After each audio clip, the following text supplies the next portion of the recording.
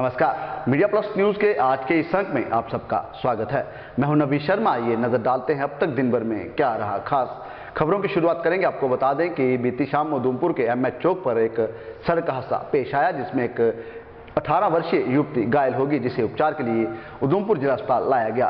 जानकारी के अनुसार स्कूटी नंबर JK 14E 5147 और एक कार नंबर JK 14D 0865 की आपसी भिड़ंत में एक 18 वर्षीय युवती घायल हो गई, जिसे उपचार के लिए जिला अस्पताल लाया गया। वही जानकारी के अनुसार घायल युवती की गंभीर हालत को देखते हुए उसे नारायणा हॉस्पिटल रेफर कर दिया गया। घायल युवती की पहचान गुनगुन पुत्री संजय कुमार, उम्र 18 वर्ष, निवासी काल्टा मोड़ उधमपुर के रूप में हुई है।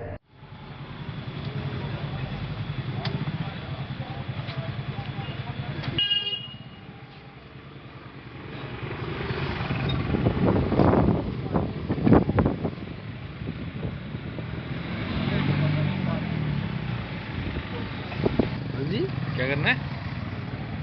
कुछ नहीं करना है। क्या हो रहे हो आप?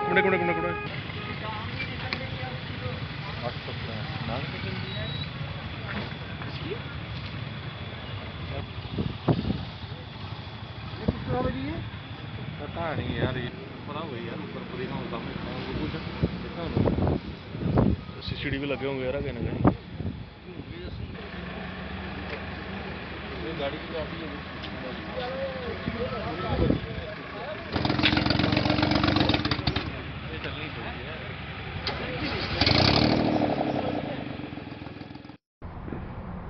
आज उधमपुर के वार्ड नंबर 17 आइस फैक्ट्री के पास एक गली का निर्माण कार्य शुरू करवाया गया। इस मौके पर म्युनिसिपल काउंसिल के प्रधान डॉक्टर जोगेश्वर गुप्ता मुख्य रूप से मौजूद थे। वहीं इस मौके पर स्थानीय लोगों द्वारा डॉक्टर जोगेश्वर गुप्ता का धन्यवाद करते हुए कहा कि ये उनकी पिछली 14 सालों से पुरानी मांग थी, जिसे आज म्युनिसिपल कमेटी द्वारा पूरा कर दिया गया है, जिसके चलते वह डॉक्टर जोगेश्वर गुप्ता का धन्यवाद करते हैं।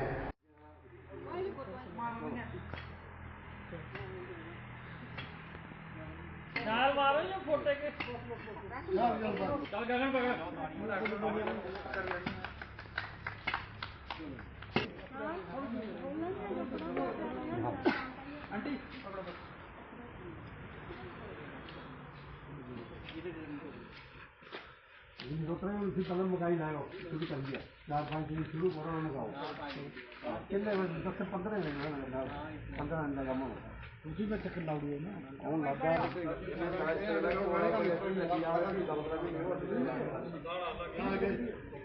ये गली जो है काफ़ी लंबी गली है। ये शुरू गोपाल जी शर्मा साहब के घर से शुरू हो रही है। ये आगे मंदिर है जिसको नाड़ू का मंदिर बोलते हैं, वहाँ तक जाएगी ये गली। और गली काफ़ी चौड़ी है, आप देख रहे हो 11 फुट चौड़ी गली है। इसमें एक साइड ड्रेन बनेगी और दूसरी साइड पर बाकी जो है इधर टाइल पड़ेगी। लगभग कितनी लागत जो है इस पर खर्च आएगी? ये है 2 फेज का है मेरा। जो 14 फाइनेंस कमीशन जो फर्स्ट फेज था उसका पैसा भी इसी पर लग रहा है और दूसरे का क्योंकि काफ़ी लंबी गली थी। 6 लाख रुपये इसके अप्रॉक्सीमेट जो हमने दिया हुआ इसका दिया। काफ़ी देर से लोगों की डिमांड थी और यहाँ पर मंदिर भी है, काफ़ी लोग पानी भरने जाते हैं, मंदिर भी जाते हैं, काफ़ी ट्रैफिक होती है इसके ऊपर। आगे पीछे के लोग भी मंदिर जाते हैं, इससे जो है लोगों को काफ़ी सुविधा होगी। और ये जो गली में नाली वगैरह नहीं थी उसका भी समाधान निकल जाएगा। तो ये आज गली का निर्माण होने जा रहा है। इसके लिए मैं पहले डॉक्टर साहब का बड़ा शुक्रिया करना चाहूँगा। हमारी 14 साल पुरानी डिमांड थी इस गली की, क्योंकि हमारे इधर एक मंदिर भी है जहाँ से लोग पानी भरने आते हैं, तो पानी की जाने के लिए बड़ी प्रॉब्लम होती है। 14 साल पुरानी डिमांड थी। हमारे मोहल्ले वालों ने सब ने मिलकर डॉक्टर जी से गुजारिश की और म्यूनसिपलिटी में हमने दिया ये, और आज 6 लाख रुपए इस गली के लिए सैंक्शन हुआ है। तो मैं बहुत तहे दिल से शुक्रिया करना चाहूँगा डॉक्टर जी का और हमारे मोहल्ले के सब बुजुर्ग या जो भी लोग हैं जिन्होंने इस गली के लिए संघर्ष किया। 14 साल बाद कोई चीज़ मिलने जा रही है तो उसके लिए हम बहुत खुश हैं, क्योंकि हमारे आप देख सकते हैं इधर बहुत दयनीय स्थिति थी, क्योंकि मंदिर पानी भरने जाते हैं तो हमारी माताएं बहनें कहती थी कि बड़ा मुश्किल हो रहा है जाने के लिए। उसके तहत ये अभी काम शुरू होगा, तो हम धन्यवाद करना चाहते हैं डॉक्टर जी का और हमारी म्यूनसिपलिटी जो है भाजपा की है, हर काउंसिलर का भी करना चाहेंगे, क्योंकि 14 फाइनेंस के तहत जो पैसा आया था तो 6 लाख रुपए हमें मिला है। इसके लिए हमारे चेयरमैन साहब का बहुत ही शुक्रिया और मोहल्ले के लोगों का। जय हिंद, धन्यवाद। आज उधमपुर के वार्ड नंबर 11 जेल रोड पर एक गली का उद्घाटन वार्ड नंबर 11 की पार्षद आरती वर्मा द्वारा रिबन काट कर किया गया। इस मौके पर स्थानीय लोगों द्वारा वार्ड नंबर 11 की पार्षद आरती वर्मा का धन्यवाद करते हुए कहा कि इस खस्ता हालत गली के निर्माण कार्य से लोगों को अब काफी राहत मिलेगी और इस गली की खस्ता हालत होने के कारण लोगों को काफ़ी परेशानियों का सामना करना पड़ता है, मगर जब इस खस्ता हालत गली के बारे में पार्षद आरती वर्मा को अवगत करवाया गया तो उसके बाद इस गली का निर्माण कार्य शुरू करवाकर आज इस गली का उद्घाटन आरती वर्मा द्वारा किया गया है। इसके लिए आरती वर्मा का धन्यवाद करते हैं।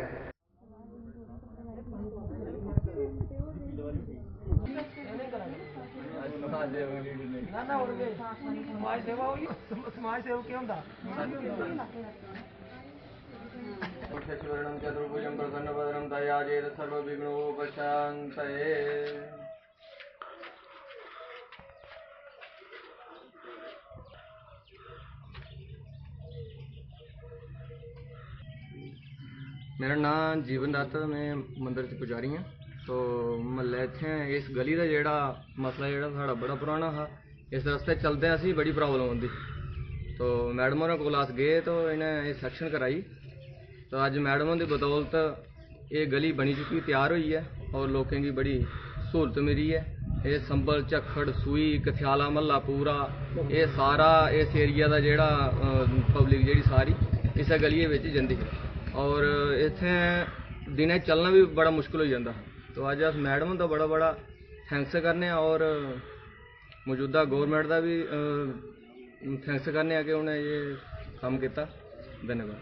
जी बिल्कुल, ये गली जो हमारी है ये 2 लाख के टेंडर में लगी थी और इस गली का कार्य आज पूरा हो गया, जिसे हमने कम से कम मेरे ख्याल में 1.5 हफ्ता पहले शुरू किया था। बड़ा अच्छा काम हुआ है। मैं आज देख रही हूँ यहाँ पर लोग भी बड़े खुश हैं क्योंकि इस गली का जो टच है वो 2 एरिया को मिलता है। एक हमारे शिवनगर में भी ये जाता है और ये संबल चक्खड़ जो जेल रोड वाला रास्ता यहाँ से भी जाता है। यहाँ से काफ़ी लोगों को इसका फ़ायदा मिलेगा। बाकी जो आपने बाकी काम पूछे हैं तो 3-4 दिन के अंदर मेरी 2 गलियाँ और हैं जिनका टेंडर लग चुका है और उनका भी इनॉग्रेशन हम स्टार्ट करने वाले हैं, तो जिससे लोगों को फ़ायदा मिलेगा।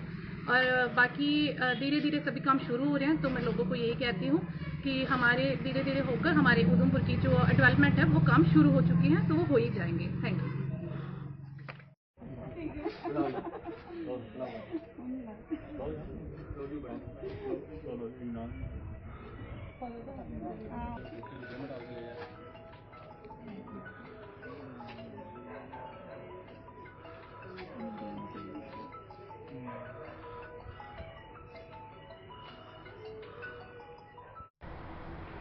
आज उधमपुर में गैर सरकारी संगठन जियो और जिने 2 के प्रधान तारिक शाह द्वारा एक पत्रकार वार्ता की गई, जिसमें उन्होंने पत्रकारों को संबोधित करते हुए 1984 के दंगों में शहीद हुए लोगों को श्रद्धांजलि अर्पित की गई। 2 मिनट के लिए हम मौन करेंगे उन शहीदों के लिए जिन्होंने 1984 में अपनी जानें गंवाई हैं। तो मैं तमाम अपने वॉलंटियर्स को कहता हूं कि 2 मिनट का मौन करते हैं।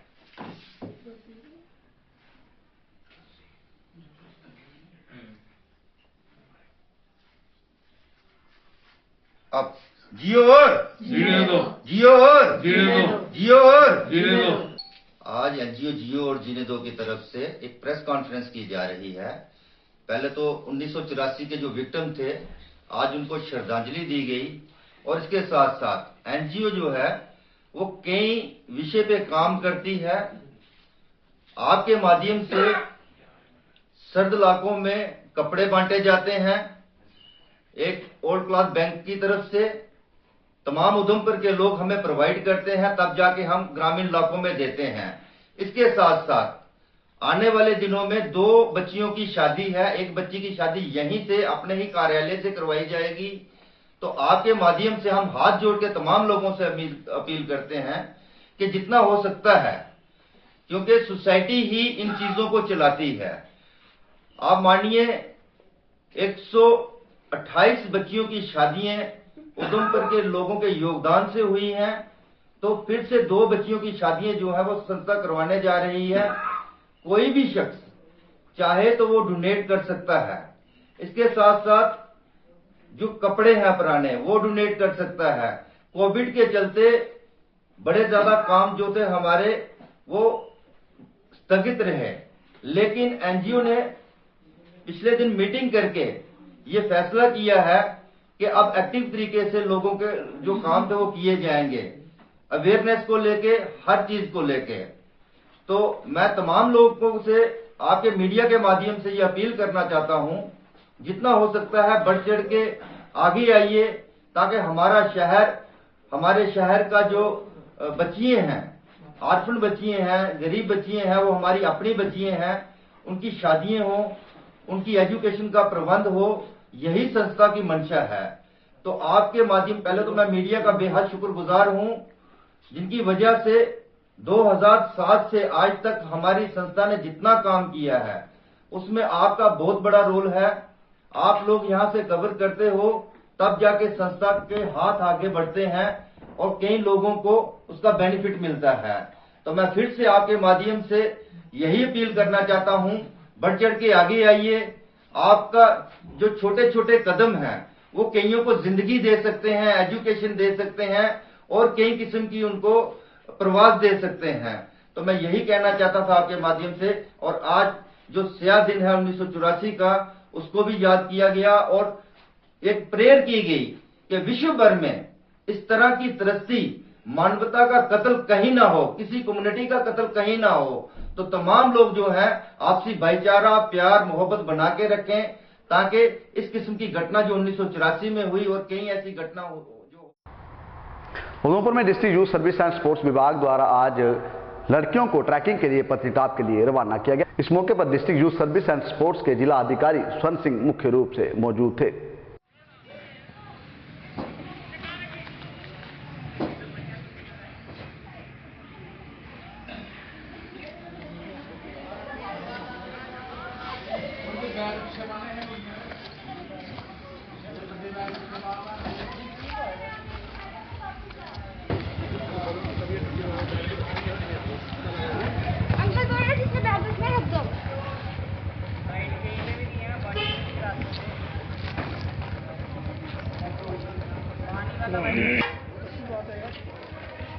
सभी बच्चे बिल्कुल ठीक ठाक हैं? Yes sir. कोई प्रॉब्लम तो नहीं है किसी को? No sir. अगर आपको कोई भी प्रॉब्लम आती है तो अपनी टीम को इंचार्ज के साथ बिल्कुल डर के बिल्कुल एक्टिव रहना है। और जो भी आपको गाइडलाइन यहाँ पर और वहाँ पर बराबर मिलती है उसका पूरा ध्यान रखना है। कोई भी बच्चा अपने ग्रुप को छोड़ के आगे पीछे नहीं जाएगा। हम वहाँ जैसे पहुँचेंगे अपने वेन्यू पर, वहाँ जाके आपके पेट्रोल्स बन जाएंगे। पेट्रोल का मतलब एक एक ग्रुप बनाएंगे और उनका एक पेट्रोल लीडर वही कंट्रोल करेगा सब आपको। तो वहाँ हम आपको पूरे जो ट्रैकिंग के रूल रेगुलेशन से वो बताएंगे, उनको आपने सभी ने फॉलो आराम से चलो फिर चलो फिर शाबाश शाबाश शाबाश बिल्कुल शाबाश शाबाश। इन होते जाओ, शाबाश, बहुत अच्छे बहुत अच्छे।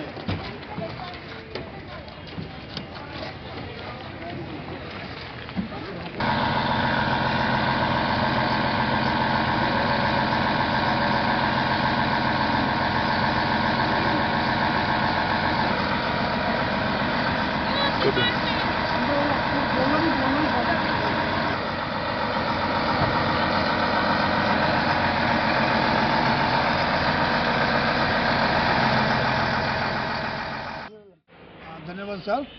सबसे पहले तो मैं आपके माध्यम से बच्चों के पेरेंट्स को बधाई देता हूं, जिन्होंने आज के इस समय में हमारी बच्चियों की फर्स्ट डिस्ट्रिक्ट लेवल ट्रैकिंग के लिए टीचर साहिबान को हवाले करके यहां तक पहुंचाया है। ये ट्रैकिंग हमारी director general youth sports J&K की ओर से हो रही है।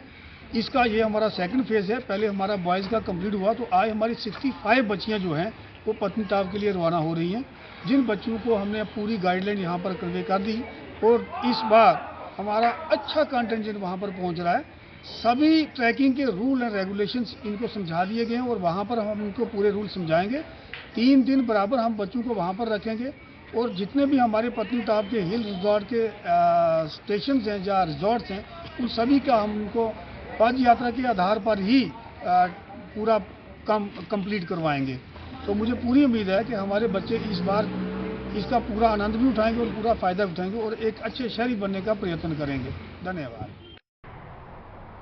आज जन संघर्ष संस्था के प्रधान संजीत बबोरिया द्वारा एक पत्रकार वार्ता की गई, जिसमें उन्होंने पत्रकारों को संबोधित करते हुए कहा कि वह सरकार से मांग करते हैं कि सरकार द्वारा लोगों की जमीनों की गिरदौरी खत्म करने का कानून लागू किया जा रहा है, जिसकी वह आलोचना करते हैं और वह सरकार से मांग करते हैं कि इस तरह के कानून पारित ना किए जाएं।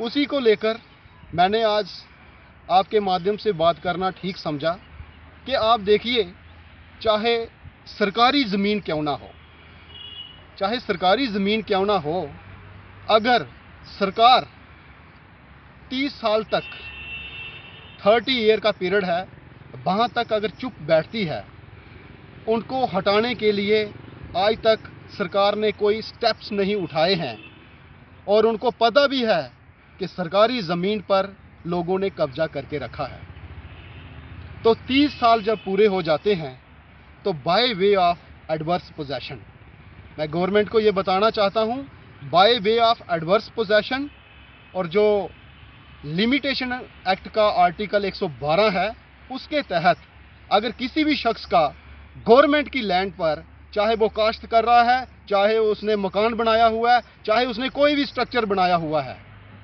तो गवर्नमेंट ने कभी कोई स्टेप ना उठाया हो, तो इस सूरत में by way of adverse possession वो वहाँ पर रह सकता है, वहाँ पर काश्त कर सकता है। उसको कोई भी जो है कानून ये इजाज़त नहीं देता है कि उसको बेदखल कर दिया जाए। तो इसी को लेकर मेरी बात थी कि आप देखिए, जम्मू कश्मीर में ऑलरेडी लोग परेशान हैं रोजी रोटी को लेकर। जब उनके पास कोई सदियों से, वो पीढ़ी दर पीढ़ी से कोई 2 कनाल ज़मीन काश्त कर रहा है, कोई 10 कर रहा है, कोई 50 कर रहा है, चाहे 100 क्यों ना कर रहा हो, उसको आप डिस्पोसेस करोगे, उसकी गर्दोरी कैंसिल करोगे, उसको वहाँ से निकालोगे, तो उसकी रोजी रोटी का साधन कहाँ से बचेगा।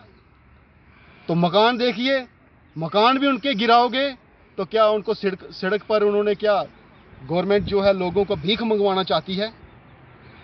और कानून होने के बावजूद इनको सब पता है कि लिमिटेशन एक्ट का आर्टिकल 112 क्या कहता है, इनको सब पता है कि एडवर्स पोजेशन क्या होता है। उसके बावजूद भी लोगों की गर्दोरियां काटना, लोगों को परेशान करना, वहाँ से निकालना, ये बिल्कुल सरासर बेइंसाफ़ी है। और जहाँ पर जो है एक डिक्टेटोरियल रूल चल रहा है, वो कभी नहीं चलेगा और हम कभी बर्दाश्त नहीं करेंगे उसको लेकर। इसलिए हम गवर्नमेंट से मांग करते हैं कि कोई ऐसा कानून लाएं, ये जो गर्दोली वाला, जो कैंसिल करने वाला इन्होंने एक कानून बना के रखा है, इसको रिकॉल किया जाए, ताकि जहाँ पर लोग जो है आराम की ज़िंदगी जी सकें।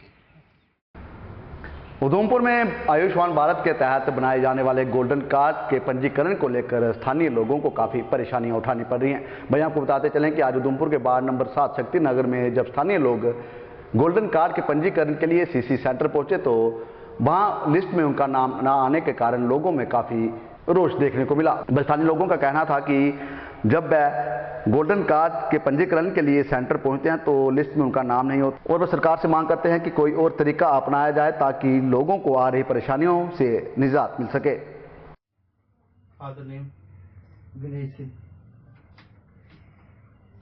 थोड़ा दिखा आसान ना नहीं लगे।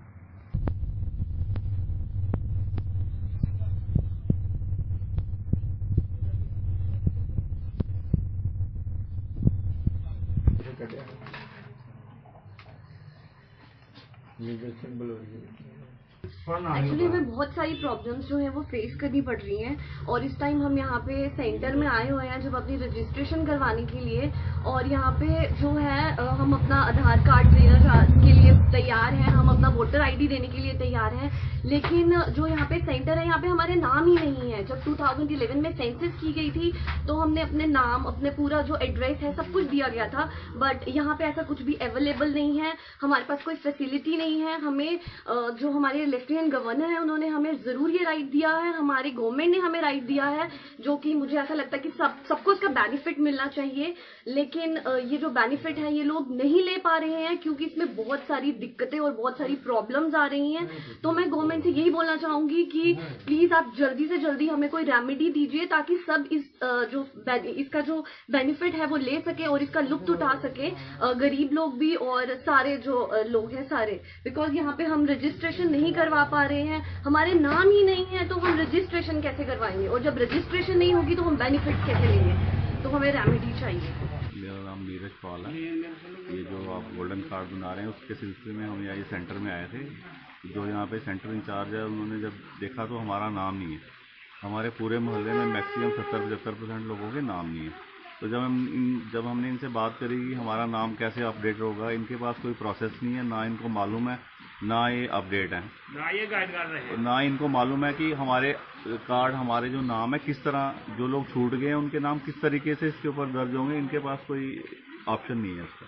बोल रहे हैं कंप्यूटर में कोई ऐसी ऑप्शन नहीं है कि जो लोग जिनका नाम सेंसस में नहीं था या जो भी प्रोसेस था, जो लोग छूट गए हैं उनका ये नाम इनके पास है नहीं है, और ना ही इनके पास कोई प्रोसेस है जिससे ये अपडेट कर लें। उसके लिए हम ये रिक्वेस्ट कर रहे हैं आपके माध्यम से एडमिनिस्ट्रेशन से कि जिन लोगों के नाम छूट गए हैं उसके लिए कोई प्रोसेस बनाया जाए, इनको बताया जाए कि किस तरीके से ये अपडेट होगा, ताकि जो लोग जो जिस तरह ये कोई गवर्नर साहब ने ये बोला है कि जितने भी JNK के रेजिडेंट हैं हर एक को ये 5 लाख का ये जो बीमा दे रहे हैं कार्ड के माध्यम से, तो ये तो सारे छूटे हुए हैं। उसी हिसाब से तो हमारे मोहल्ले में तो 70-75% लोग हैं जिनका कार्ड ही नहीं है, नाम ही नहीं है जिन लोगों का। तो उसके लिए मेरी यही आपसे रिक्वेस्ट है कि जो भी प्रोसेस है इसको अपडेट किया जाए, इनको बताया जाए, और जो लोग छूट गए उसका नाम किस तरीके से ऐड होगा उसके लिए इनको जल्दी से जल्दी अपडेट किया जाए, ताकि लोग यहाँ पे रोज़ आते हैं, चक्कर लगाते हैं, रोज़ हम भी आते हैं, पूछते हैं इनसे क्या प्रोसेस है, फिर चले जाते हैं, यही प्रोसेस चल रहा है। तो बेटर यही होगा कि जो भी सिस्टम है इसको अपडेट किया जाए, ताकि इनको पता चले किस तरह लोगों के नाम अपडेट करने हैं, जो प्रोसेस है उसको जल्दी से जल्दी ठीक किया जाए। ठीक है, मैं बड़ा खुश हुआ था धारा टूटने के बाद, जब इस तरह से इन्होंने लॉन्च किया था कि JNK के हर आदमी को एक इंश्योरेंस मिलेगा। बट जब यहाँ पर हम आए तो देखा कि उनको चाहिए राशन कार्ड और आधार कार्ड, और अगर आप वो लेकर के भी आ रहे हो, अगर आपका नाम उसमें रजिस्टर नहीं है तो आपको वो मिलेगा ही नहीं।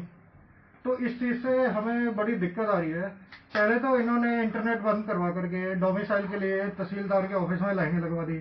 उसके बाद जब हमने डोमिसाइल बनवाए और यहाँ पर हमें उम्मीद हुई थी कि डोमिसाइल बन गए हैं तो हम JNK के उसमें आ गए हैं, तो उसके बाद हमारे आयुष्मान भारत के अंडर जो कार्ड बन रहे हैं वो बन जाने चाहिए।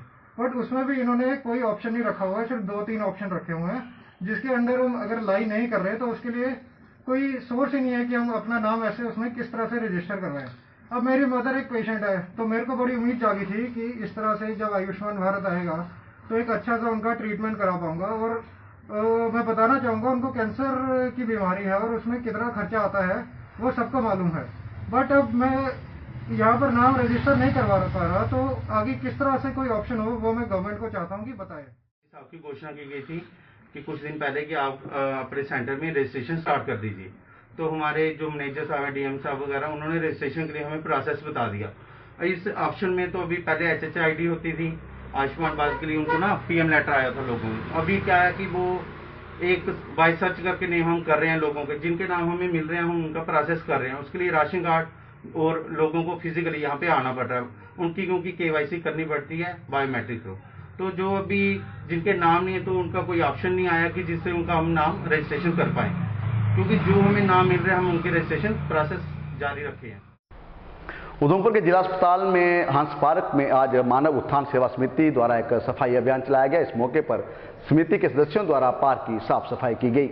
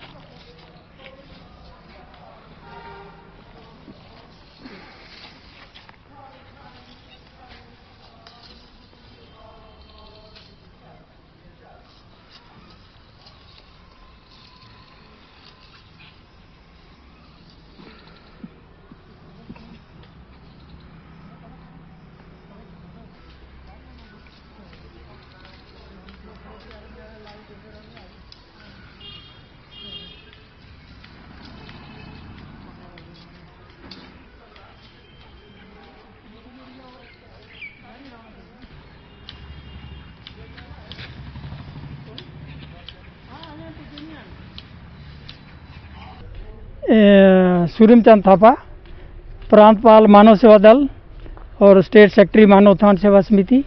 आज का ये सफाई अभियान मानव उत्थान सेवा समिति के महाराज राजेश्वरी आश्रम की ओर से आयोजित किया गया है और ये हर महीने संस्था इस अभियान को चलाती है, जहाँ श्री हंस पार्क जहाँ पर पूरा साफ सफाई पूरा जिम्मा इस पार्क का संस्था ने ले रखा है। और सदगुरुदेव श्री सतपाल जी महाराज की सद प्रेरणा से ये 20-22 साल से ये लगातार संस्था इस पार्क को निस्वार्थ भाव से मेंटेन कर रही है। और इसके पीछे यही उद्देश्य है कि जहाँ हॉस्पिटल का जो वातावरण है वो साफ़ सुथरा रहे और स्वस्थ जहाँ का एनवायरनमेंट रहेगा, तो जहाँ के जो मरीज़ हैं उनके साथ जो देखभाल करने वाले तीमारदार होते हैं वो भी आके जहाँ बैठते हैं, खाना खाते हैं और थोड़ा सुकून भरे पल जहाँ गुजारते हैं। तो हमारा यही प्रयास रहता है कि जहाँ परमार्थिक भाव से हम जहाँ पर सेवा करें, ये जितने वॉलंटियर हमारे जहाँ आते हैं तो साफ़ सफाई करते हैं पार्क की। जो भी गंदगी जहाँ महीने भर में लोग बहुत सारी फैलाते हैं, तो हम ये भी गुजारिश करते हैं आने वालों जो पार्क में आएँ तो जहाँ साफ़ सुथरा वातावरण रखें ताकि उसमें सहयोग हमें मिले सबका, और ये पार्क और अच्छी तरह से साफ़ सुथरा हो। तो इस तरह से ये सारा महात्मा समताबाई जी हमारे प्रभारी आश्रम के, उनके दिशा निर्देशन में ही आज का ये सफाई अभियान चलाया गया है।